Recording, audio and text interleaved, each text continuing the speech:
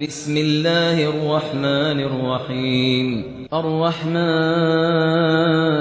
علم القرآن خلق الإنسان علمه البيان الشمس والقمر بحسبان والنجم والشجر يسجدان والسماء رفعها ووضع الميزان ألا تطغوا في الميزان وأقيموا الوزن بالقسط ولا تخسروا الميزان والأرض وضعها للأنام فيها فاكهة والنخل ذات الأكمام والحب ذو العصف والريحان فبأي آلاء ربكما تكذبان خلق الإنسان من صلصال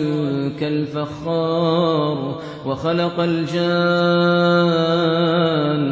من مارج من نار فبأي آلاء ربكما تكذبان رب المشرقين ورب المغربين فبأي آلاء ربكما تكذبان مرج البحرين يلتقيان بينهما برزخ لا يبغيان فبأي آلاء ربكما تكذبان يخرج منهما اللؤلؤ والمرجان فبأي آلاء ربكما تكذبان وله الجوار المنشآت في البحر كالأعلام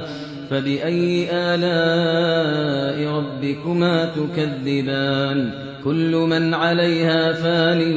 ويبقى وجه ربك ذو الجلال والإكرام فبأي آلاء ربكما تكذبان يسأله من في السماوات والأرض كل يوم هو في شأن فبأي آلاء ربكما تكذبان سنفرغ